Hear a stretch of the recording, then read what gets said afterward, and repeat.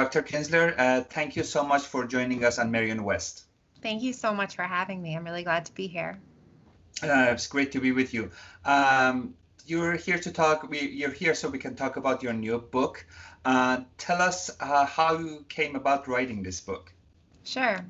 So I'm a developmental and social psychologist, and I study how people think about the world, about social groups. And, when we think about social groups and social bias, it's really no surprise that we divide the world into groups. That's so evident in our culture today. But I really think that there's a factor that people aren't always thinking about, which is language. And so you might think about race, you might think about gender, nationality, politics, and all of these categories, of course, have huge world relevance, but also the way we speak can be so critical for how we define ourselves, how we interact with other people, and the amount of prejudice and bias in the world. So that's really something that I'm interested in getting the message out about.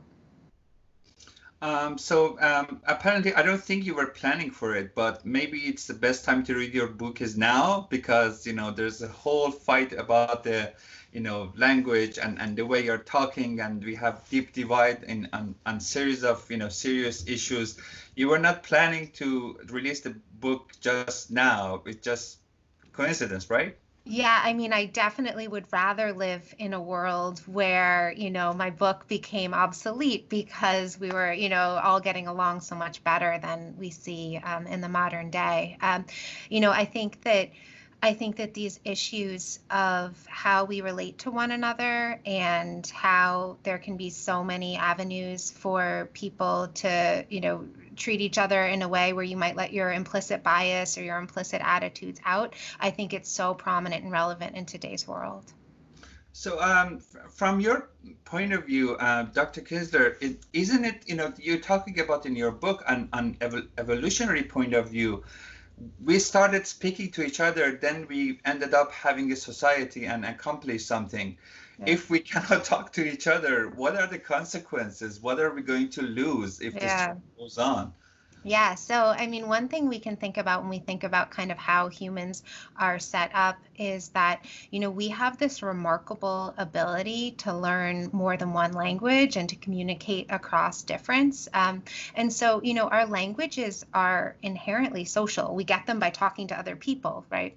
And so I think you're right that, it's not, I'm certain some people have said, well, why can't we all just speak one language? Wouldn't that be so great? And, that's just not how humans work, because when social groups splinter or change or fracture, languages follow suit. But at the same time, being open to people who speak in different ways and being open to communicate with them is just so important. You're right. I think the language is one thing that free us in many ways when we are in different situations that there's nothing we could do, but still language comes to aid and does us some some good. But we are living in a time that everyone wants some kind of a dominance and authority on the way how you speak. And you're talking about your book that there are remedies to fix that, but legally it's not the really kind of a law that it works. Am I getting it right? Yeah, so I think you're talking about the idea that, in some senses, it's illegal to discriminate against somebody based on how they speak. But in other senses, it's not. And so it's a really complicated area of employment law in particular, although you see it in other kind of laws too, like housing law, for instance. So kind of the general idea, I'd say, is that when you hear somebody talk, part of your communication is hearing their, what they say, but part of your communication is how much you're listening. And there's a lot of evidence that people can shut down when they don't want to listen. And so then you get these sort of legal complexities where, say, somebody could be fired because they didn't do a good job communicating, right? There, you need someone to communicate in this job. And so if someone's not a good communicator, well, okay. Now, the problem with that is that communication is really really complicated. So if you have this kind of prejudice against a certain group of people or the way that they speak, often that comes out not just in how you treat them, but in your judgments of their language. So you actually think someone's a worse communicator than they are. And so then it gets really complicated in terms of knowing where the line would be when somebody is, fairly evaluated versus not. Well, that is a good example you bring on about for example, how to communicate in workplace or so. But having the law to govern that, I think, because the law requires when you are saying it somewhere or in certain part, it has nothing to do with how you think, where this idea came from, how long you carry it in your mind, and how do you think, what is the good or appropriate time to say it. It's, when they want to govern this patterns of speech by law, it always comes to, at least in my mind, is like, instead of going through a process to get your driving license, you just drive, and if you did something wrong, then we will punish you, or we take away your car. But that's what I'm thinking because that's a process. Speech doesn't come just by itself. Something goes, and it has roots in many things, as you put it nicely in your book. Do you think that process could be governed by law? So I think, legal remedies are one way to think about this, but then I also think you're right that so many of our interactions can have these kinds of biases against speech that in some ways just being aware of them could do a lot of good. And so I think even from the perspective of an employer, being aware that you could really miss out on hiring somebody who would be so amazing for your job, yet say who speaks English, not the same way you do. And so I think when people are when we start to become aware of how much speech matters in our lives, you'll start to see it everywhere, and you'll see how people are evaluating you based on the way you talk, but you're also evaluating others. So for writing this book, you just didn't bound yourself to the psychology. You went to whole social science and law and school system and literature and education or so. You might have, made lots of people jealous going to their territory. Was it hard? Well, thank you for noticing that. It was a lot of work, I'll say.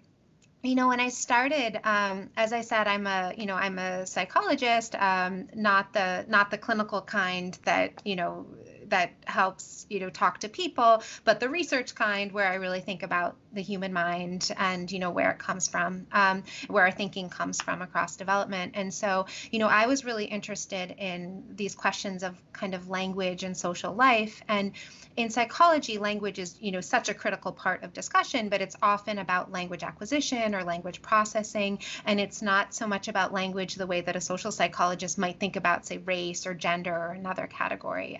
But then I discovered that many other fields of inquiry think about this. So if you look at linguistics, if you look at linguistic anthropology, if you look at the law, and there's relevance, of course, for education and policy. So that's really where I started thinking. I'll admit it took me longer to write the book than I'd originally intended, in part because I was really doing this, kind of deep dive across these different literatures. No, I was reading the book and I was commending you all the way because even psychology itself is not just psychology. You have history, mythology, literature. There are many things woven into it, but you just go in a very different territories now. So I'm thinking, those who are in those domain, when you read in their book, they will just say, oh my God, she's coming to my domain and getting that out, what I'm supposed to do. So kudos to your great work.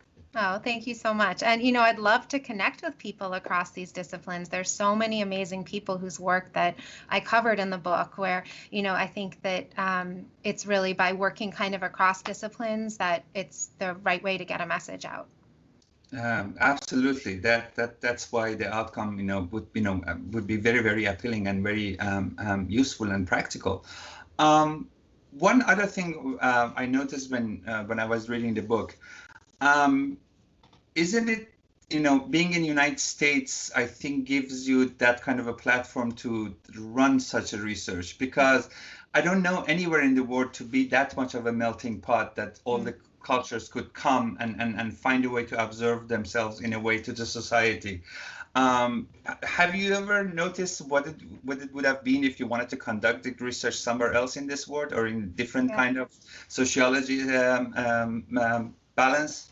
Yeah, and I have done a little bit of research in other cultures, and I actually think there's so many open and important questions by looking at people and children across cultures. One way in which we're in some ways diverse and in some ways not diverse is that, we have a really high percentage of monolingual speakers of English in the US, and it's certainly not everybody, and there's many people who speak different languages, but if you compare our degree of monolingualism to many other nations, of our peer nations, you see really that, we're not, say, teaching languages in elementary school at the same rate that many other places are. So that's one place where I think that, both we could really benefit from additional diversity, but then also we're going out and studying people in other populations can be really fascinating. To give one example, I did a little bit of research with some colleagues where we were working with children in South Africa, and kids were speaking, 5 or 6 languages when they were in school, and it was just amazing and really different from most, American kids' experiences. Not to say there aren't American kids like that, but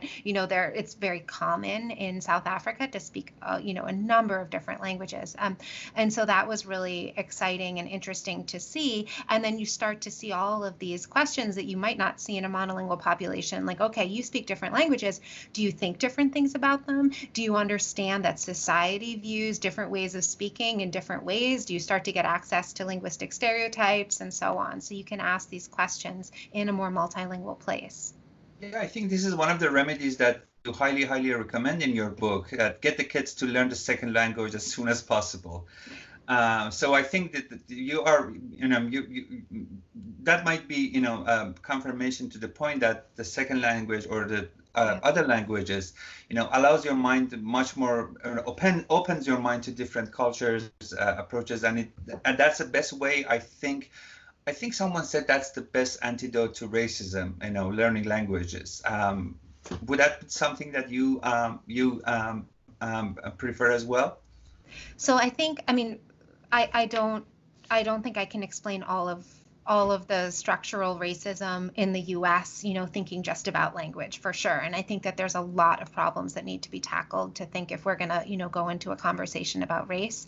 But more generally, I think that what you said, is really spot on in terms of the idea that we have this miraculous ability to teach kids more than one language at an age at which their minds can learn a different language really with ease. And then oftentimes we just don't take advantage of that. And so, if you're teaching a kid, if a kid is learning, say, Spanish in high school, but didn't start it in elementary school, it's just really backwards when you think about the window that kids have for, this great facility at learning languages. So it's absolutely something we could do more of. And, the other thing we can do, and it's not just about languages other than English, it's also about supporting children who don't hear English at home, who come to school, really offering them instruction in English too, so it's just kind of being more mindful about language instruction more generally when kids are young.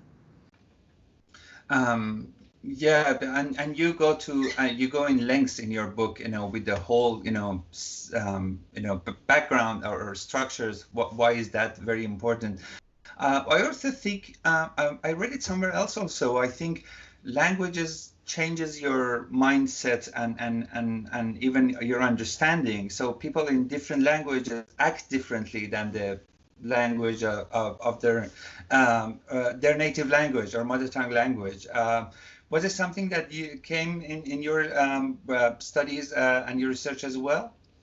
So, one thing I talk about in the book, which isn't my research, but is, research of some colleagues, is this idea that when you're in your native tongue or a native tongue, a language that you learned as a child, it's kind of more emotional, like it feels more real in some ways, and if you think about all those emotional experiences of childhood, that could be the way that it sort of accumulated. And there actually is evidence that when adults who are speaking either in their native tongue or in a language that they learned as an adult, perhaps in school, maybe in a more formal and less, less less emotional setting, that they make different decisions in their different languages. And so if you're talking in a native language, your decision making might be a little bit more emotional. Your moral decisions might depend a bit more on emotions, versus if you're speaking in a later learned language, you might be a little bit more utilitarian, kind of weighing the costs and benefits as opposed to responding in this emotional way. So the more you have a distance with your native language, the less emotional you become in your patterns of speech. Yeah. And also, I mean, bilinguals report too that they feel different in different languages. And so, if you're speaking one of two languages, you might feel, some cultural aspects of where you grew up, or the language, the memories you're going to recall are going to be slightly different than when people are asked to recall these kind of autobiographical memories, which are sort of like the memories that make you feel like you in some way, that those can be slightly different across your different languages. Again, going back to the whole point of language and its evolutionary process that you have in your book, now we are time that we are more and more conversing or interacting, not with speech and face-to-face, but with the text and email and tweets. And now because of COVID, everything long distance. Do you think, what would be the long-term effects of not using language face to face and just relying on different modes that I don't think played any part in evolution till now? So there might be possible consequences we're going to see. That's so interesting. So it's hard for me to predict where a language is going, for sure. But one thing that I do think is really, something to think about in all of this virtual communication is that I think we have sort of this false illusion that, we're on Zoom, we can see each other, it feels like a real interaction. And then I think sometimes people feel like it's not satisfying. And why is that disconnect? And so I think in some ways it feels like a real interaction because you're seeing each other, but there's so many features of that interaction that aren't the same as face to face. So, one is that gesture is tremendously important as people produce and interpret speech. And so you're missing out on a lot of that, gesture information. Another thing is that you're kind of losing some common ground, like, we're kind of together, but also you don't know exactly what's happening in the rest of my environment, and I don't know what's happening in yours. And you might have, my kids are running around, or my dog is barking, or whatever else. And so I just think it's like this feeling of togetherness, but then it's also really lacking in aspects of where the real togetherness would be. Yeah, I have this conversation with people who telework, like most of the time are home. It's good, it has lots of benefits. The problem is that when you are in your own safe space most of the time, you think this is the world, and you lose connection with the rest of it. So that's why for example, I talk to them sometimes, go once a week to your office, see people, commute, go to the metro, see how people are talking, what's happening in the city. So I think, as you pointed out, I think the more distance communication goes, I think we might see some kind of affect the way we are communicate. Especially if you look at the social media. I mean, I have conversation with people who are total opposite of my thinking, and we are sane and courteous when we are talking to each other. But if I want to have that on social media, it's going to be very, very different pattern. So. I think based on your book, if you keep our interaction in person, we would be a much better. We do much better in communication than doing in a different way, methods, if I'm correct. Yeah.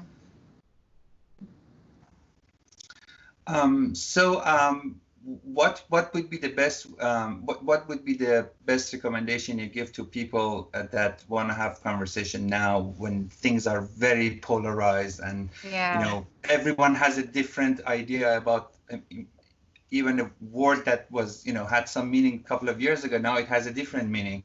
So how do you think we should communicate now in this atmosphere that we are experiencing? It's such a hard question. I guess one tip that I think that I do have, and that a bunch of researchers have really been working on in my field in developmental psychology, is When you communicate, and even when you think about the other group, when you feel this kind of polarized feeling, do what you can to think about people as individuals as opposed to just being a member of a group. And so what we do is, like, it's really quick for us as humans to think about people as being in a group or in a category. It actually, it's kind of cognitively easier, and it's how we learn a lot of things. And so it's not to say that having categories is bad, but when they're applied to the social world, often they can lead to kind of this, prejudiced thinking about groups. And so I guess where you can, both how you think and then when you communicate things in language, particularly to children, think about somebody as an individual rather than somebody as being of this ethnicity, this nationality, this political party, and so forth. And I think that that then helps see different people as having different beliefs as opposed to whole groups as being incredibly polarized. I think that would take lots of practice because, I think Paul Bloom said in one of his courses that, our mind automatically, when we someone, categorize that to the age, sex, and race. That's the first thing that the mind does, because it wants to give you. And I'd add language to that list. Yeah. So and then you want to know, because it's mind how we're thinking. So, but what you're talking about is, bypassing that, impulses inside and just adding some kind of a filter or some kind of a conversion to something other than letting that dominate your mind. Or also just thinking about it when you're, say, if you're a parent and you're communicating to kids, which is one of the spaces where I think we have the room to make the most difference, right? So, you're talking to your kid and you find yourself using this language where you're talking about a whole group of people in one way. You might try to say, oh, this thing happened where this person did this. And just, where you can, it's not going to be perfect. And I'm not saying, right, I think as you're saying, of course, our minds aren't going to shut off our category detectors. That's never going to happen. But we might be able to use that a little bit less in our language. So from your point of view and the research you did, all this process that goes to my mind in your communication, is it more,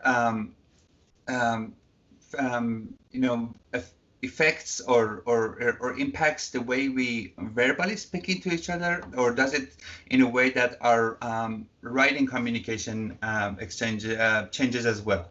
Yeah. So I think less about written communication. I don't really go, it's interesting because there's many languages that have spoken languages, but don't have a written code. And so you don't have to be able to write a language for it to be a language, right?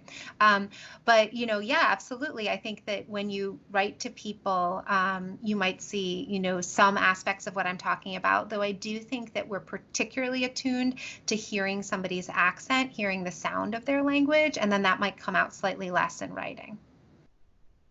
Yeah, because I think Jordan Peterson said once, if you want to think, you have to able to write, because when you write, things has to go to a process so you can put it together. But verbally, you just throw everything out. So I think that's one of those kind of filters that allows us to be more mindful what we are saying. Yeah, I think, I find that myself when I'm writing something, sometimes that, even writing parts of this book where I'll think I know what I want to say, but then it's in writing it that you really push yourself to, wait, was that clear? Was my logic actually right? Did that structure make sense? So, I do find that when I write myself. Yeah, that is why, for example, on social media, friendly talks with people. I don't discuss things because it's impossible for me to have a conversation in written so fast based on back and forth and in 240, 280 characters. I think it's impossible. I don't know why even people do that. Yeah. So basically, you're not on social media, if I assume. Well, I mean, a little bit, but I would say, it's not been my strength so far. And I'm trying to do it and trying to engage, but I'll say, I don't know. I think a lot of people, it's actually funny because I have a friend who's, amazing at social media, and I kind of thought that he loved it, right? That it was just, so intuitive and natural. And he's like, no, it's not intuitive or natural. I work hard at this because it's part of my professional life or whatever. And I thought, oh, okay, well, maybe I could work harder at it. But yeah, it's not something that I find comes naturally to me.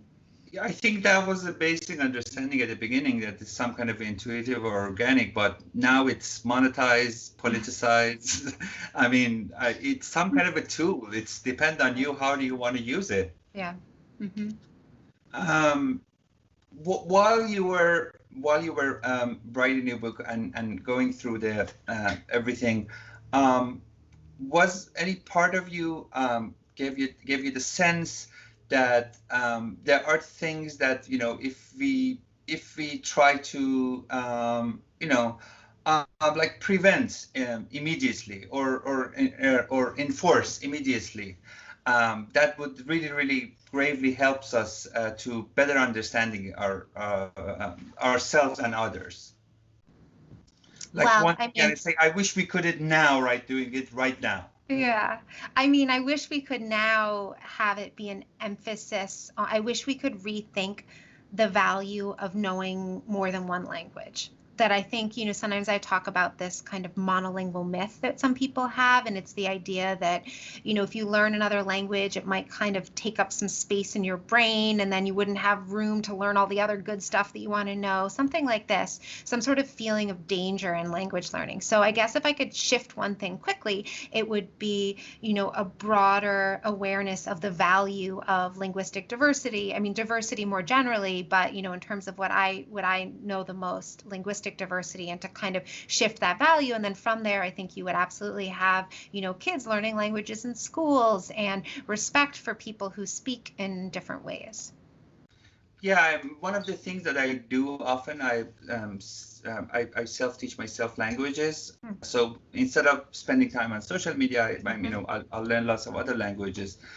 So and that that made me more curious about other people's culture, instead of having some kind of prejudice or some kind of a reactionary to them, and make everything make sense to me when you do that. And I think that's the best way of knowing people, is learning the language and see where it's coming from, where those concepts, because all those concepts based on something happening in their history and culture, so it represents something.